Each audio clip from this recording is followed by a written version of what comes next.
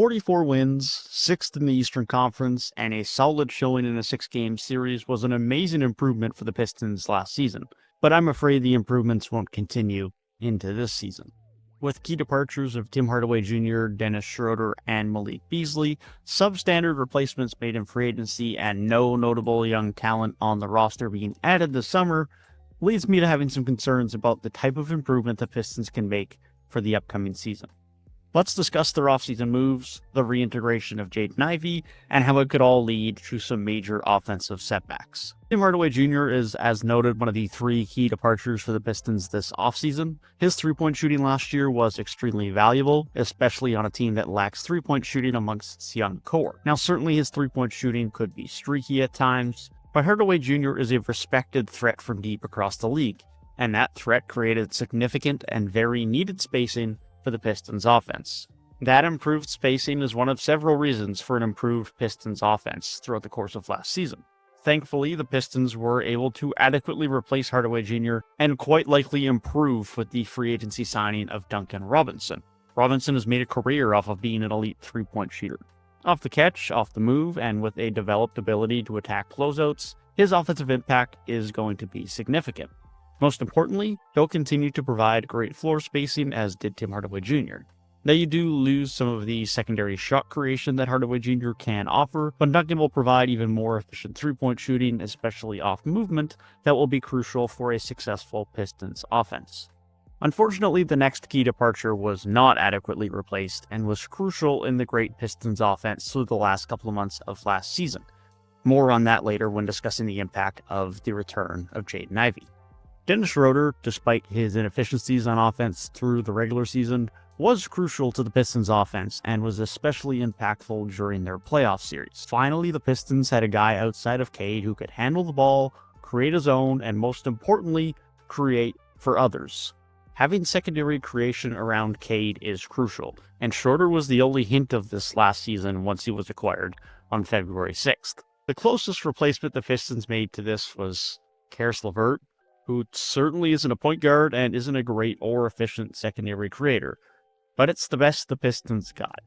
LeVert has been an inefficient on-ball scorer first wing for all of his career. The defense isn't great, his floor spacing isn't great, the three-point shot is relatively inefficient, and his playmaking is certainly lacking. He'll be a punch of secondary scoring off of the bench, certainly, but with a lacking three-point shot, lacking spacing, and limited playmaking ability, I'm very concerned that the departure of Dennis Schroeder could heavily disrupt this offense. The hope is that Jaden Ivey could pick up some of the secondary playmaking and ball handling as well, but we'll discuss more on that shortly. And then there's the Malik Beasley situation. Obviously, it was a whole mess on terms of off-the-court stuff, on whether he should or shouldn't have gone through the absolute mess that he has gone through. But ultimately, that's outside of the team's control. Whatever happened, the bottom line is that Detroit no longer has Malik Beasley and the 319 threes that he hit last season. It was the elite floor spacing and the elite production from three, and that's on a roster that already severely lacks outside shooting. So losing him is going to be a very tough pill to swallow. The Pistons haven't come even remotely close to replacing that spacing or production. Sure, Duncan Robinson will help, but he cannot fill the void of Tim Hardaway Jr. and Malik Beasley. This, alongside the departure of Schroeder and the ensuing lack of secondary playmaking alongside Cade, are the most glaring issues heading into this season. Cade needs shooters around him to maximize his ability as a creator and a driver, and he needs someone to alleviate ball handling and playmaking responsibilities at times, just so he doesn't have to be on ball every possession, and so someone else can run the offense when Cade is on the bench. Without that, Detroit's offense just risks getting completely bogged down, lacking diversity or any type of different looks, and makes it very difficult for driving lanes to arrive. Defenses are just going to continue to collapse into the paint, force kickouts to unreliable shooters, and dare guys who can't shoot well to beat them from deep. Without Beasley, this team goes from average to sometimes good spacing to flat out bad. And it's hard to see how they can compensate for that given the lack of replacements they've gotten themselves in the offseason. Now, one of the big wildcards for Detroit that could resolve many of these issues is Jaden Ivey. There is a world where Ivey is healthy has developed and fills many of these offensive concerns we've discussed. The improvement that we saw in his 30 games last season from 3 is real, and his efficiency as a playmaker is improved, and he ends up being a greater complement to Cade than ever before. Although this is possible, the reality of what we've most recently and more consistently seen from Ivy is this. Ivy has never looked like a natural fit next to Cade. Ivy has always been most productive with the ball in his hands, attacking the rim, or cutting and slashing.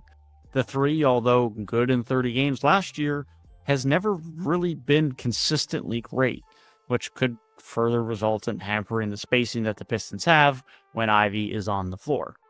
His game has always felt rushed, the decision-making has often been poor as a result, and his scoring and playmaking has severely lacked efficiency.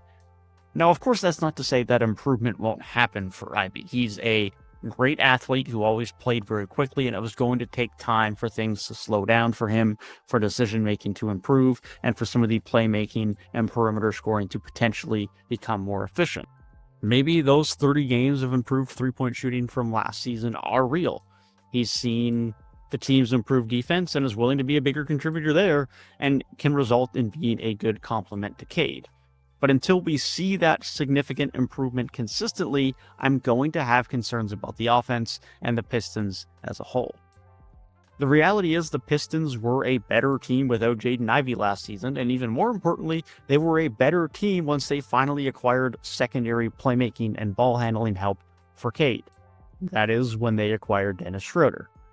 Last season, the Pistons were 14-16 with Jaden Ivey, but 30-22 without him. In a similar vein, the Pistons were 27-27 without Dennis Schroeder, but 17-11 with him. More specifically, in regards to the offensive impact, we can see how drastic Jaden Ivey not being in the lineup impacted them, and more importantly and more profoundly, how Dennis Schroeder being on the Pistons impacted the Pistons offense. As a team, the Pistons had an offensive rating of 113 in the 30 games with Ivey. That would have put them 20th in the league last season. Without Jaden Ivey, their offensive rating jumped to 117.7, good enough for 5th in the league. To the contrary, the Pistons had an offensive rating of 114.2 without Dennis Schroeder, which would have been 15th in the league. With Dennis Schroeder, that offensive rating jumped over 5 points to 119.3, a figure that would have been good enough for a top 3 offense in the NBA last season. The results were clear last season. Ivey, at least with his current skill set and impact, is not a good complement to Cade Cunningham. Having good spacing, good three-point shooting, and secondary playmaking around him is crucial, and Ivey just doesn't fulfill that right now. Additionally, it isn't just about complementing Cade, it's about surviving the minutes without him. Last season, Schroeder gave the Pistons another dependable and efficient creator who can run the offense and ensure the rest of the team got good looks whilst Cade was on the bench. It also helped having good shooters that Schroeder could pass out to and kick out to as part of that second unit, which is also going to be hampered this year without Tim Hardaway Jr. and Malik Beasley. I don't know that Ivey is that guy who can replace the creation of Schroeder, and I don't know that the three-point improvement is enough to have that spacing be impacted. Eventually, they will likely be able to find a replacement for the role of Dennis Schroeder and get a bit more shooting, whether that's via internal development, via trade, via the draft, or free agency. But certainly going into this season, the offense has concerns with regards to its overall spacing and production. Now, even with these concerns, the Pistons are still going to be a very good team, and there's still plenty of upside going forward. Cade Cunningham is a true future superstar, there's still plenty of young talent to develop, and the defensive talent and intensity is real. They're not extremely dissimilar to recent Magic teams. They're young with a lot of upside, they're very good defensively with some individual talents on offense, but the three-point shooting and spacing is certainly lacking, especially from some of their wings. This Pistons team is just a bit better offensively and not as elite defensively as the Magic have been, but the relative principle remains the same. The Pistons offense will need to take a leap in terms of their secondary playmakers and team three-point shooting to get to the next level and become an elite team. Now, as much as that has me concerned for this season, this isn't a cause for long-term panic. The Pistons' young talent could continue to improve offensively and from 3. I'm not necessarily sold on that, but it is possible.